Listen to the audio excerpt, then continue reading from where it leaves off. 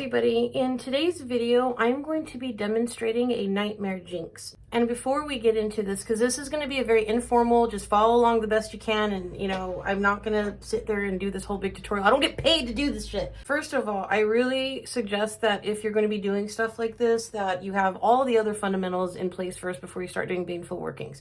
Protections, keep up with your spiritual hygiene, all of that stuff. I'm assuming that you're coming into this knowing some fundamentals, okay? So if you don't, you gotta fucking do that research. I don't got all day. I resort to nightmare jinxes for situations like the one I'm gonna explain for a multitude of reasons. Some are selfish and some are moral. All right, so I don't get involved in drama. I don't fucking care. People say shit all the time. I'm actually have a pretty really awesome community in magic. So it's like, whatever, right? But this person came to one of my videos and started harassing one of my supporters and getting political. And as much as I'm okay to talk about politics, as long as we're on a fucking like reasonable spectrum and we're not trying to prove or, you know what I mean? We're trying to just not fall into the art of war tactic that these people have been doing to us for fucking hundreds of years and being divided, right? So this asshole started to talk about autism and, oh, I don't need to hear this autistic shit about how we're divided. You know, it's all about Trump and bullshit. And I'm not jinxing him because he's a Trump supporter. I don't fucking like any politician at this point. They've all proven to do fucking nothing for us globally, and now the world's collapsing, and I'm going to watch it burn. So the thing is in this video, I mentioned that I have a neurodivergent autistic preschooler. And I knew that they were saying that just to agitate me, and it worked. And that's my fault for being vulnerable. However, I gave them a bit of a fucking warning. I'm like, look, not only do I have a neurodivergent son that you know that I talked about in this video, a lot of my audience as well is autistic, and I have friends that are on the spectrum, and I ain't fucking, no. And I'm going to be completely honest. I'm sure that I've said something like that, like people are autistically screaming or something when I was younger. So I own that. I'm not going to act like I'm self-righteous and never fucking said stupid shit. However, I have never in my life have insulted somebody or thought of something like that insensitive. And then if I were corrected, be like, I don't give a fuck. Like, no. So you're getting a fucking 4 nights worth of nightmares and you're going to see my ass. The reason why I like nightmare workings for baneful magic is because if you're doing heavy curse work and heavy in hexing and stuff, that's going to take up not only a lot of energy and resources, but they're not going to realize that it's you unless they're very paranoid about witchcraft, right? And this person's like, I don't believe in magic. So if you jinx them, it's a temporary discomfort. They're going to see your motherfucking ass and they're going to really get spooked. They're going to see my face. They're going to be spooked out and they're going to fucking shut the fuck up and not talk about autistic people anymore in a negative light to be insulting, especially when they've been called out. So we're not standing for that shit. I want my communities to feel very safe. We have a lot of open, blunt, amazing, magical people on all 3 of these platforms. But anyways, I'm fucking rambling. So I'm going to turn the camera over here and kind of demonstrate for you guys while I chat. All right. So I hope you enjoy and I will see you in a bit. So I hope you guys see everything that's going on. You're going to need 2 candles. You can use white and black or black and black. Black is very like neutral in those ways. And it's not like rosemary is a substitute for everything. Black's got a great fucking energy and a lack of energy. It's the void, it's everything, it's protection, it's scary as well. You know, it's warding. So you can use black candles for, you know, diverse reasons. And I really love using white and black candles for a lot of things. I am using 2 black chime candles because I don't have a white candle to represent me. So what you're going to do is you're going to take the target's candle. You can write downward whatever it is that you want. If you can encrypt the type of dream, their name, information you have on them, right? The more the merrier. And this is going to be their little jar. Now you, the practitioner, the dream worker, you're going to be on your pedestal, all right? And we're putting you in here. You can anoint your candles if you have like a nightmare oil or mind control, that sort of stuff. Go right ahead. In terms for this. For your candle, you're going to want to keep yourself protected, right? I am using my black salt. I'm sorry if this is very awkward to do. I'm holding this like it's a fucking cigarette. Like I smoke joints though. So that's going to be for us, right? That is going to be for you. And we'll stick this in here a bit better. We're going to pretend it's dressed. I'm not going to do all of that right now. I also want to keep myself pretty grounded with this so I don't get too much of my energy siphoned, right? So I love burdock, and we're just going to go into a clockwork motion, just a few.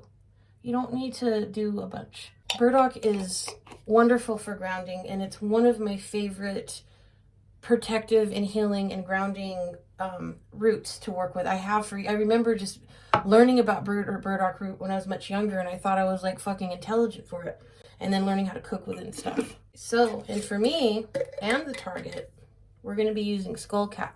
For me, it's for peace. All right. For the target, we're doing some sort of mind control. You know, we're going to make them think of us. And we're doing it in a counterclockwise motion. And like I said, I don't want this person to suffer in agony. I want them to get the fucking point. Demiana is for visions. It's predominantly used in love spells, but it's wonderful for visions too, whether you're doing psychic work. So we are actually going to tether some of it. It's very important at this point that you do set your intentions when you're using the same type of herbs for different, you know, energies within the same thing. So even though this is a jinx and jinxes are pretty simple, this is a bit more complicated because it is dream work, and it's also not like heavy hexing and everything, if that makes sense. So there's a few things that we can go around with it. When it comes to you, the practitioner, you're going to have clockwise, right? For your vision, because your vision is going to be transmutated to their vision. So sprinkling some toward their direction and counterclockwise for them. Okay, and you don't need a lot. We'll put a little bit more because we're tethering this. So Demiana for visions. I'm also going to be tethering a little bit of the skull cap, if that makes sense. So just in this direction, because it's from me to them, not them to me. I'm fucking doing the work, and they're going to pay that. For myself, I'm using feverfew. I love feverfew for mental protection. It really does work for that sort of mental and psychic protection. So for myself, I'm putting a little feverfew. Okay. So I'm using a little bit of glass. I'm not, because glass, when it shatters, has a lot of energy that you can use that's powerful. But I'm not using car crash glass, which would be too heavy for this. This was actually a glass that shattered supernaturally, and I was told by my team to collect it, and I knew what it would be for, and then I realized what it would be for, so it's to assist with that. And I should be wearing gloves, and I'm not. We are using a small piece of glass. Please don't be dumb like me and wear gloves, especially you don't want your blood in the mix if you don't want blood workings for this. Like, that's something else. So we're going to be using one shard of glass, right? Here's where it's going to be controversial for a lot of practitioners. I'm using bloodroot, and this is a very heavy protective ward. It's got a very, like, it's aggressively protective, right? But what I'm going to do, I still want this person to be, I don't want this person to suffer long term. So I'm going to just dip it in like that. And people are going to think, it didn't. Just trust me, I know what the fuck I'm doing with this. Just dip a little bit in the bloodroot and then place it in your jar. You don't need to do any more. And if you're trying to fucking torture somebody long term, you really should evaluate your shit. But who am I to tell you what to do with your own life and your own practice, right? Well, one fucking person. Now, we are going to be using onyx. Onyx is very great for dream protection and also for nightmare work. I don't believe that everything has duality. This is one of those diverse dream work sort of crystals. I'm protecting my psychic energy, and I'm just going to put these on clockwise for myself. And that's not blocking anything either. If you want a specific number, you can. If you want a specific number of days, you can do that. So we're just going to trace over to our friend, and he doesn't get clockwise treatment because he's fucking shit. So he's going to get the counterclockwise, all right? So we are going counterclockwise with his ass. When you're working with certain botanicals that you have built a relationship with that are aligned with the properties, magical properties, You can work with them. I don't think people understand that. Like, you can work with nature. You don't have to demand it what to do. But using the blood root, because I know that's controversial and I'm expecting it to get shit, like if it were to fucking land on TikTok. The gods know that's all people do on there is just invalidate everybody's fucking practices, right? And some are well-deserved, I get that. But a lot of them are just like people who have bigger platforms and are really misinformed about a lot of shit. But anyways, now it's pretty self-explanatory. Oh yeah, you know what? We're also going to add a little bit in here. I have to backtrack real quick. For dressing your candle, you can put the intent that you want for the target. You're protected. So for you, you can put send nightmare. You know, you can do that. I'm very comfortable with having nightmares. I do protect myself when I need a break because I learn a lot from them. But that's just part of my practice. Oh yeah, and one last thing that I almost forgot about that was really important is valerian root, because this is going to work very well for dreams. This is the dream herb. This is the herb you use also as a ward if you're on the astral plane. This is great for a lot of things. It's wonderful. And I almost fucking forgot. I was like, man, it smells awful if you're familiar with it. I hate the smell of it, but I love it at the same time. He's a very medicinal herb too. I have muscle spasms and that helps with that. You just gotta take a break every week. Otherwise you get wobbly muscles.